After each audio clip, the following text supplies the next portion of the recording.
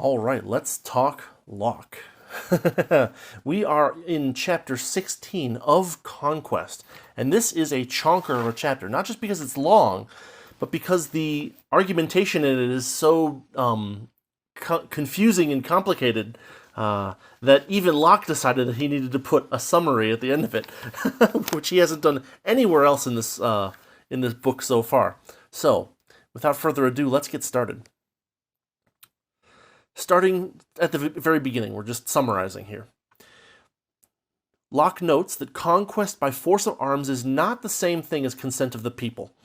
It is as far apart, he notes, as the destruction of a house is from the building of a new one.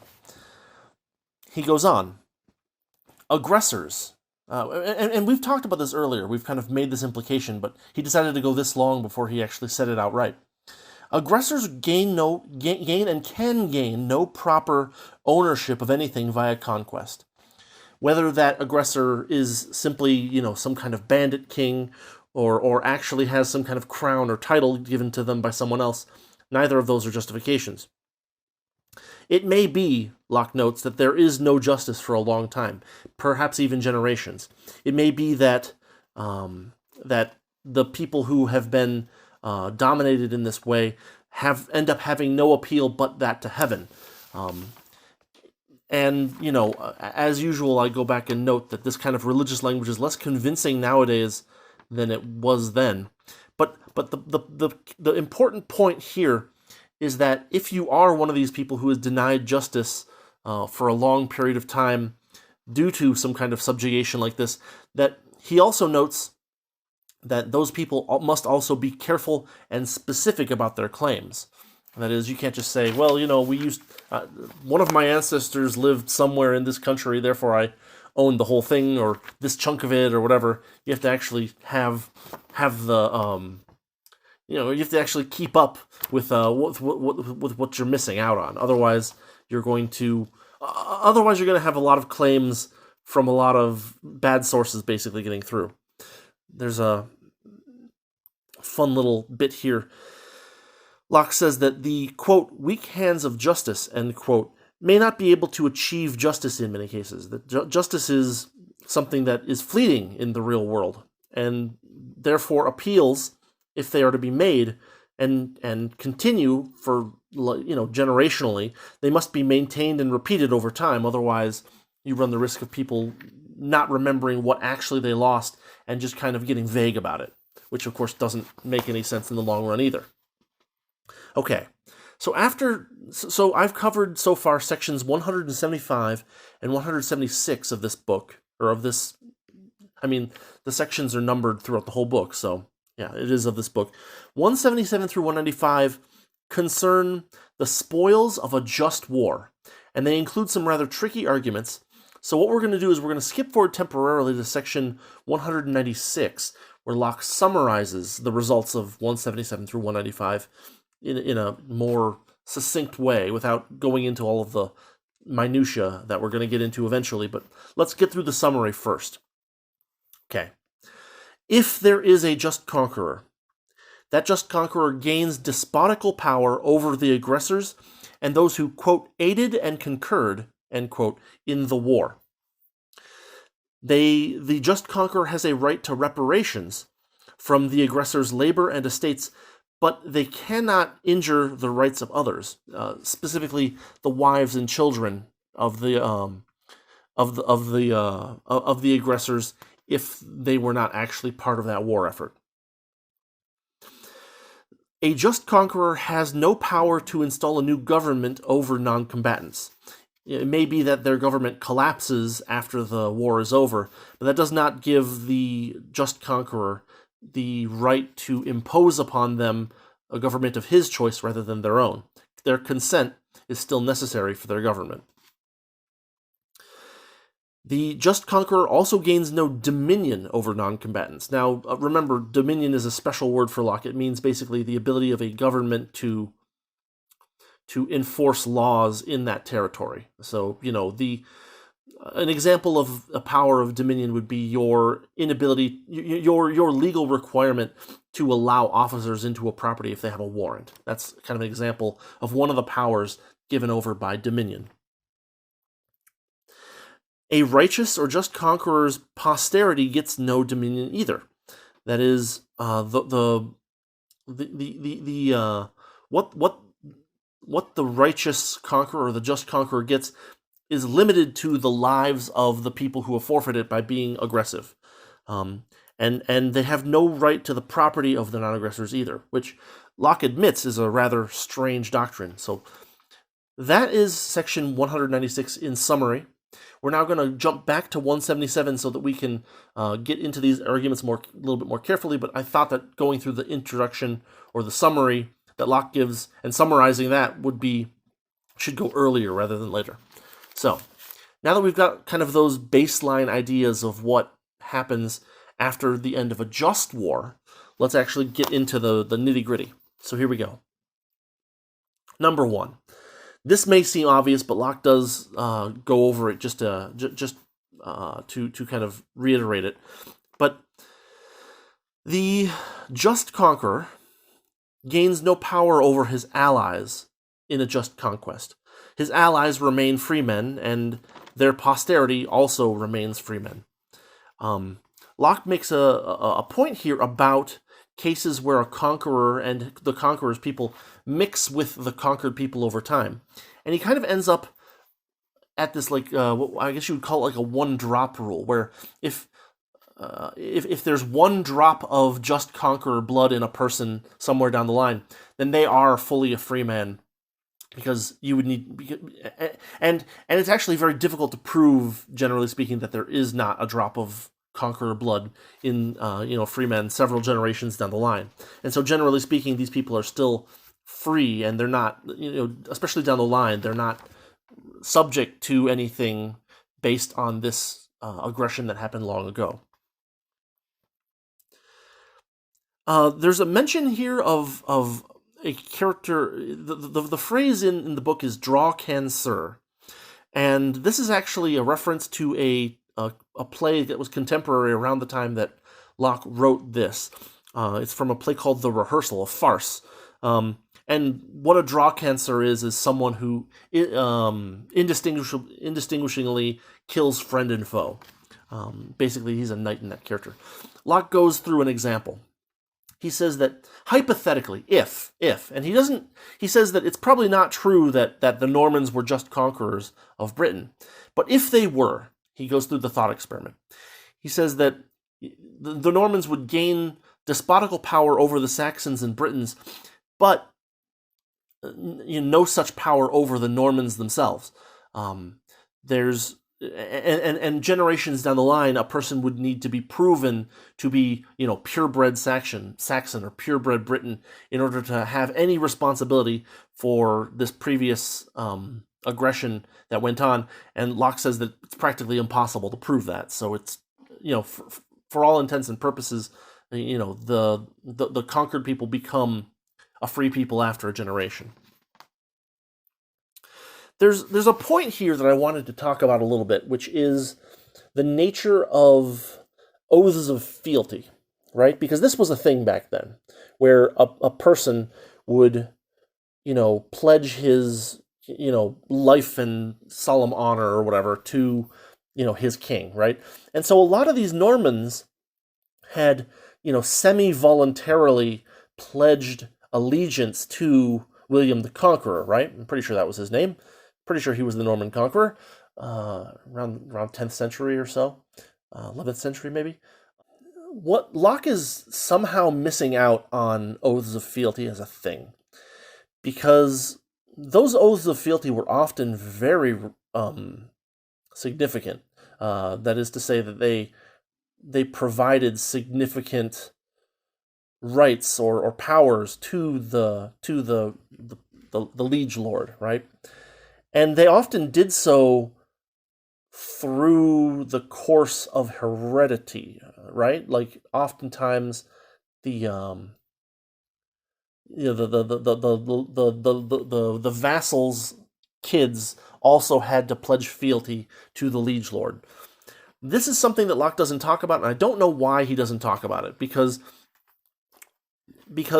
in the case of even a just conqueror, he may have dominion over his allies because they've all been, asked to swear fealty to him as their liege lord. Locke doesn't talk about it, but this is something where, like, natural, what would be called, what Jefferson might call natural elite, is an issue, and we need to kind of think about that. And it's worth noting that I think Locke would agree that a person swearing fealty can't swear on behalf of his children, but at the same time, he might also say that the rights and properties granted to the noble by the liege lord only hand over to the subordinate noble's children if they accept the same or similar fealty oath. Right, that's kind of how dominion works earlier on for like the transfer of property from father to son, where that the inheritance of that property includes the consent to join that government. And we've talked about how, from a voluntarist perspective, that's a little bit dangerous because it creates these long-term power structures that might not be where consent is where we're implying consent, but the system may have changed in the preceding 20, 25, 30 years, whatever, in such a way that the system that was once consented to because it was advantageous is no longer advantageous, and Locke is not dealing with this at all. And we as voluntarists need to think about how that kind of implied consent goes, and how far we need to go to making that consent explicit rather than implied. So careful there. This area may be worth some more analysis or consideration, especially from someone who knows more about how the whole liege lord and fealty system worked in Europe rather than me. Maybe I'll look into it later on, but anyway, didn't want to spend too much time on it, but wanted to make sure that you're aware of it. So let's continue. We move into section 178. If the conquerors do not mix with the conquered, then the despotical power that the just conqueror gets is only over the war makers themselves. They have no claim to the lives or fortunes of the non-combatants, or people who were like conscientious objectors, basically. Section 179. The conquerors will often sweep combatants and non-combatants together because they worked, under the same society or something. They were members of the same government. But a just conqueror can't get away with that. He needs to actually be distinguishing between these two. And this is one of those cases where Locke is making a case here that basically invalidates almost every claim to royalty in the world, because almost all of these kingdoms were created by way of conquest, and almost all of them were not as strictly just as Locke needs them to be. The strictness of his requirements here are almost like a repudiation of all government by conquest altogether, because it's one of those, it's like an almost impossible standard to meet. So anyway, section 180. Locke himself calls this a strange doctrine. The just conqueror gets despotical power over the combatants, but not their possessions. Those possessions are still inherited by the wives or children of the aggressor. And he notes that this is very contrary to normal experience, but he reminds us that the whole purpose of his system, of his proposed system, is to get away from the idea of might makes right. And if we just go back to might makes right by saying, well, I'm going to call myself a just conqueror and I'm just going to take everything, then we've gone back to a situation that we've been trying to get away from, namely, the state of the primeval state of man, where he may be able to claim rights, but they're very, very tenuously held, right? You have property as long as you don't fall asleep. So again, Locke is underlining that what he's trying to do is get away from might makes right, because everything else is just might makes right with extra steps, right? And it's not any better from a principled perspective. So moving on, section 181. Here Locke talks about how or what qualifies a situation to be a movement into the state of war. And he says, specifically, it's the use of force or injury by fraud or even by accident, followed by the refusal to give reparations through force. So if you damage someone's property and, it's been found that you were, liable for these damages, and you refuse and you use force to say, well, no, I'm not going to clean up my own mess, that at least has the potential to put you into the state of war with, the society or the adversary, the other person that is making the claim. And by doing so, you have, forfeited your life to this person whom you have wronged. Locke notes here that force is, quote, the way of beasts, end quote, and that a free man, has the right to defend himself against any such ravenous beast. Section 182. Locke notes and reminds us that the fault of the father, aggression, need not fall to the children, but may fall to adult children if they also are part of the war-making effort, right? The father has no right to forfeit the lives of his children.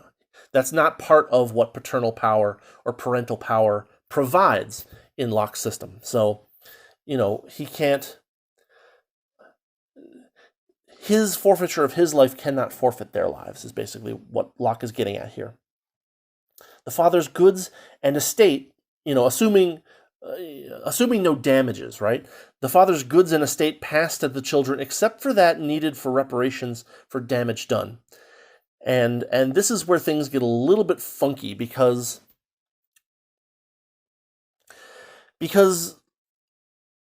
Locke places no like monetary value on life here. It's very weird, because let's say that there was a war and there was a group of people who were aggressors, and they attacked you and your group, and a bunch of your group got killed, right? Like, you don't get extra reparations for the people that were killed. You have to basically deal with the damages that were done to land, at least according to Locke here. Like, damage to land and materials needs to be dealt with, but death is death, and there's not really any way to fix that. In section 183, Locke goes even further. He says that a just conqueror, if such a thing exists, cannot take the goods of the wife and children of the aggressor or their shares of the aggressor's estate. That a just conqueror can take reparations to repair the damages that were done to him as a result of the aggression, but may not take the wife's share, nor what is needed for, quote, the children's maintenance, unquote.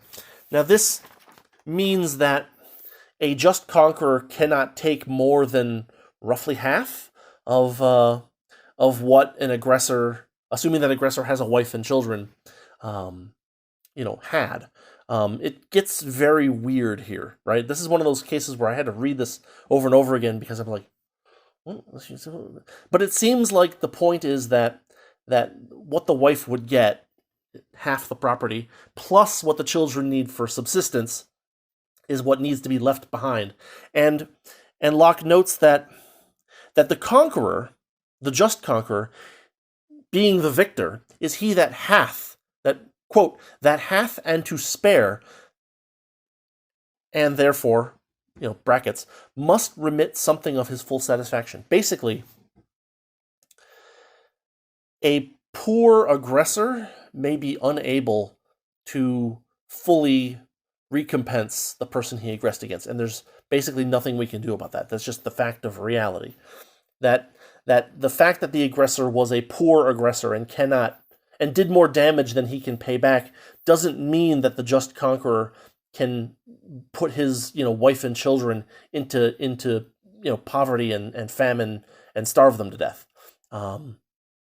And again, this is another reason why the just conqueror is basically a null set in history, because this is not the way things have basically ever operated, as far as I know.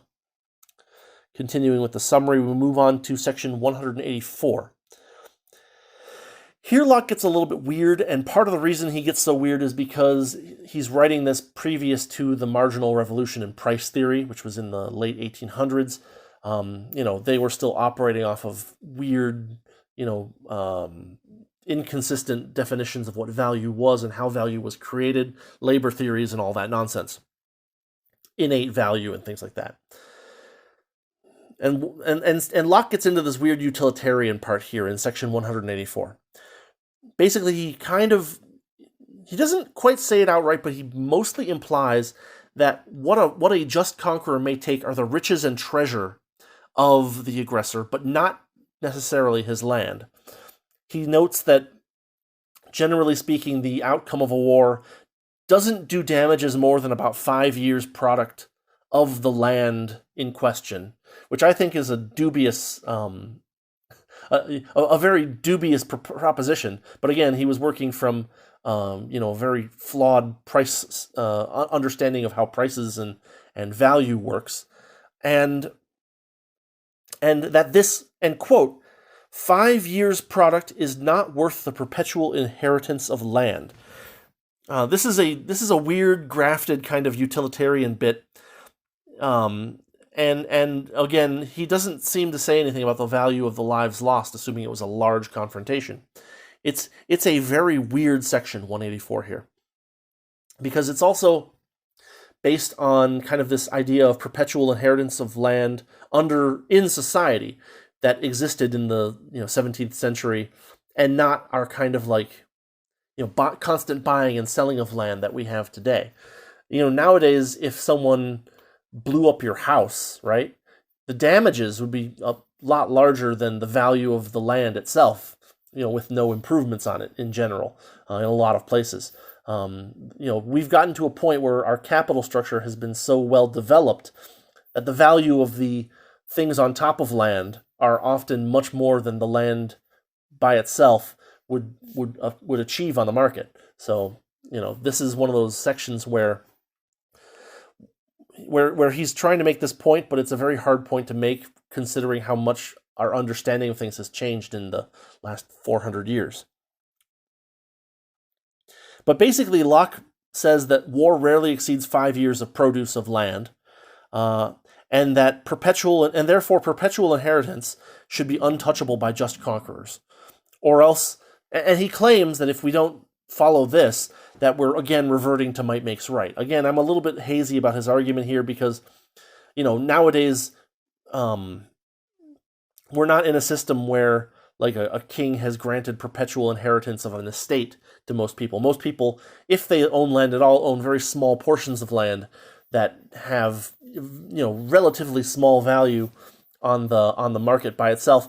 And generally speaking, the improvements to the land are worth a lot more than the land itself. And so, for the purposes of reparations, you might say, well, you're going to have to pay by selling some of your land to someone else today. Whereas in Locke's situation, again, he's dealing with this dominion system where a particular area kind of is under the dominion of some particular society, and those things are very unmovable to Locke, at least, so far. And so we get this very weird kind of juxtaposition of you may take their riches but not their land, whereas nowadays our riches are much greater than our land. And so we feel well wait, huh? I would rather give up the land of my house and keep all of my stuff, right? It's a little weird, and so it's one of those things that is, I would say, a factor of the times, both in the sense of of Locke's value theory and Locke's understanding of what land is worth and how easily it can move back and forth between different owners. Okay. I'll stop there for that. Let's move on to section 185. A just conqueror gains no dominion over non-combatants by conquest. Again, Locke is producing a very, very strict set of requirements for a just conqueror. So much so that there probably aren't any ever. In Section 185, Locke notes that if the former government is dissolved because the government had, as a matter of policy, started this aggressive war, then the government dissolves after the war is over, and the people that remain there with their government dissolved may, with their land and their stuff, start a new society, a new government by their own consent, and a just conqueror has no claim to force them into any particular set of laws or governance other than what they consent to. Section 186.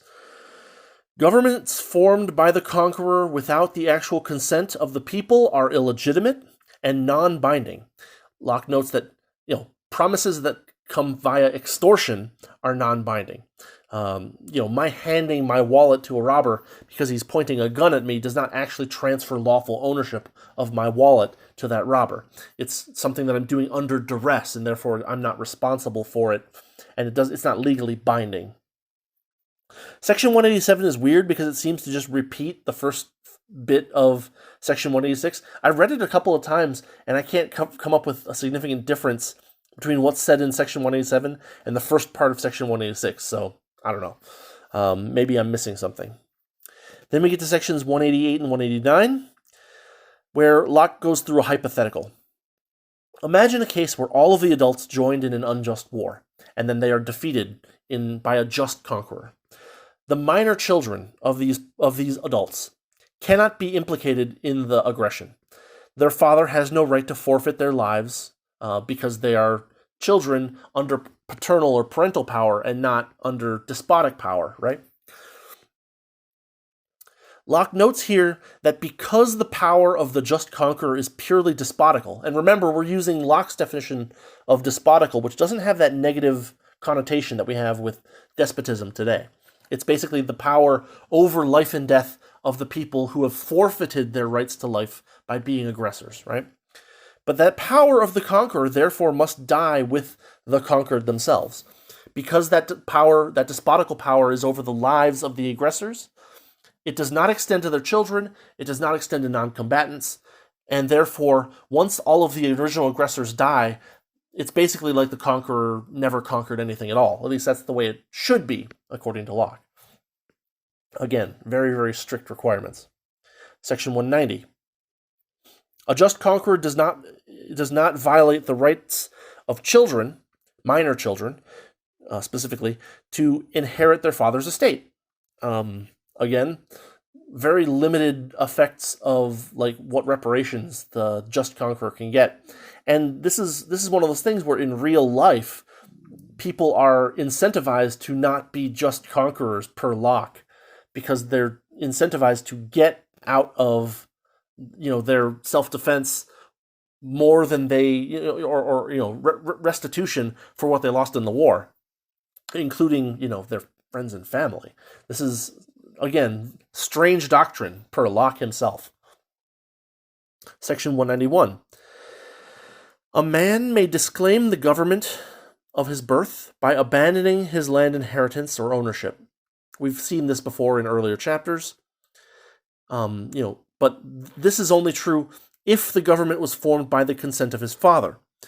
This is another one of these problems where Locke's conception of dominion and its permanence are very troubling from a voluntarist, from a libertarian perspective, because if a person or a group of people decide that the government is no longer serving their purposes, then the consent of their forefathers to an earlier system that was positive should not imply consent of an amended system that is no longer to their advantage, right? The fact that my dad has a Netflix subscription doesn't mean that I must maintain a Netflix subscription after his death, basically. Section 192. There may be inhabitants that are subdued by the sword of a just conqueror, but who are not themselves aggressors, conscientious objectors. It may be that a just conqueror gives up his just conqueror status by producing a government for them without their consent, basically pushing them into a particular type of society or government that they wouldn't have chosen on their own, but he's doing this because he has temporarily, presently, the power of arms over them.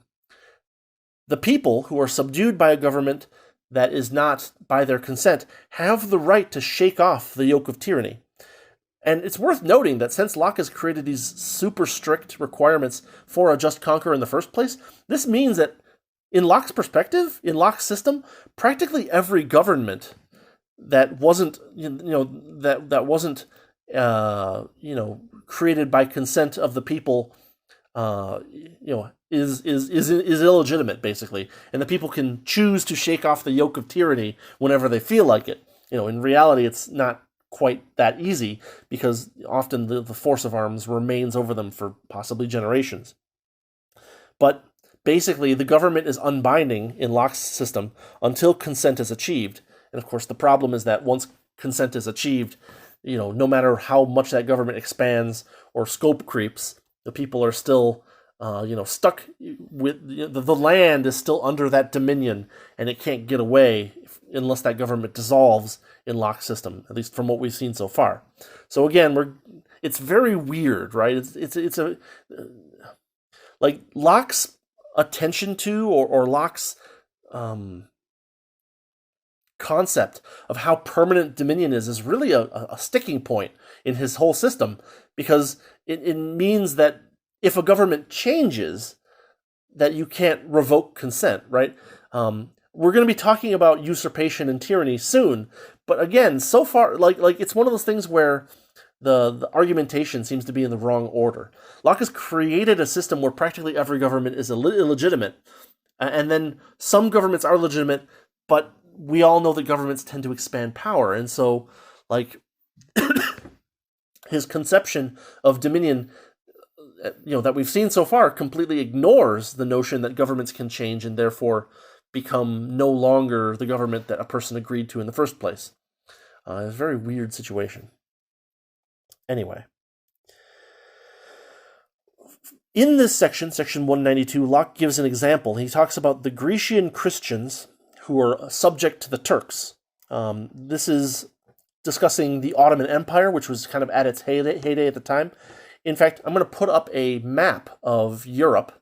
And what I will say is that the Ottoman Empire ruled most of the land. Like if you see where the Italian peninsula curls up and then comes back down to the east, they owned pretty much everything east of that up to almost the northern tip of the water line coming up there. They directly controlled Greece. They directly controlled much of Europe east of Italy. They had vassal states in modern Romania, in Hungary, and even even so far east as Ukraine.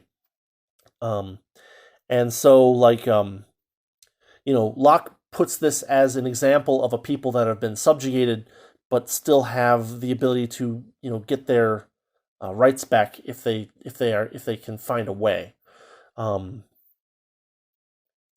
So that's. Oh, by the way, I got the map that I'm showing on screen from the Nations Online project. That they say that you can use this for educational purposes as long as you cite that that's where it's from. I'll put a link in the description. So, section 193, and we're almost done. Even if the conqueror had the right to the... This is another weird section from Locke because the argumentation is so strange. Even if the conqueror had the right to the estates of the non-combatant conquered, Locke states he does not. If he grants them estates and possessions in order to inhabit his country, whether that be by rent or ownership, then they have the full property right in those estates, except for dominion, and they have to have consent. And it's very weird because it's technically dealing with a situation that Locke says isn't a real thing, right? He already said that the conqueror, a just conqueror, doesn't have the right to the full estates of the conquered non-combatants. But then Locke says if he did, then he must also grant them some kind of property rights in order to inhabit the space, to stand on that land, and that they have full property rights in those. This is another really weird argument where it's like, if this thing that isn't true is true, then this. It's like, but you just said it's not true. So, funky. Again, this, I think, kind of roots down to Locke's very rigid perspective on what dominion is and how it moves. But here we are at the end. Section 194. Rented and leased land and owned land are no different from the perspective of the just conqueror. He cannot, just decide, oh yeah, I gave you this, or I said I gave you an agreement that, you could rent this for, perpetually for this amount, or I gave you ownership of this land. He can't take that back later. A just conqueror may not arbitrarily take, possessions of people, or else no contract has any validity, according to Locke, and may be taken away at any time by force of arms. Again, might makes right, and Locke is trying to get away from that. So that's section 194. After that is section 195, which is the summary that we covered earlier, before we got into all the nitty-gritty. So we'll skip that this time, but that covers this chapter of conquest. And I must say that right here, the problems with Locke's conception of dominion become pretty significant. And this is one of those chapters that proves more than I think Locke wanted to prove, because practically no government is legitimate, and almost no monarchy is legitimate if if Locke's conception of what is a just conqueror is accurate. So it's a very weird chapter. It's almost anarchistic in a way, because like if every conquest has been illegitimate in history, then no existing state that is based off of any of those conquests is legitimate, and therefore, the people may revolt against practically any government in the world, as long as they haven't been given a government by consent. But their consent can be implied in certain ways, and law and dominion passes perpetually on land, and yada yada yada. It's a little bit funky here, and this is one of the places where I think Locke is trying to kind of toe the line of, gosh, I hope the king doesn't kill me, like he killed Algernon Sidney. So this is one of those cases where Locke is kind of towing a very strange line, where, if it weren't for the fact that the king was killing people at that time for saying things that belittled his reign, he might have gone a little further, but this is what we got. So that covers chapter 16 of Conquest. The next chapter is of Usurpation, chapter 17. It's a short one, so we're probably going to cover 17 and 18 next time. Chapter 18 is called Of Tyranny, and so we're going to get into what Locke thinks about usurpation and tyranny, and hopefully they'll, help us get across the fact that he's basically saying that almost all government is illegitimate, but at the same time, if their government is legitimate somewhere, it has these characteristics, etc., etc. It's a little bit funky, but we're almost done. I think only 3 chapters left, because 19 is, I think, the last one. So that is where we are at. I hope that my summary here and my kind of rearrangement a little bit helps anyone who's actually going through Locke's second treatise here, because nowadays we're all very accustomed to a particular method of argumentation where you kind of, say, here's the points I'm going to try to make, and then you go through the points, and then you maybe summarize them at the end. In this particular chapter, Locke basically is like, here's a bunch of very, very complicated arguments, blah, blah, blah, blah, blah, blah, blah, blah, blah, blah, blah, blah. And at the very end, he's like, here's a summary. I moved the summary up because I think it helps. Anyway, that's all I've got for this for today. I may have something else coming out next week or this week if I can put the time together to get something interesting going on. But that's what I've got. And yeah, thanks for sticking around for chapter 16 of Conquest from Locke's second treatise of government. And well, see you next time. Have a good week.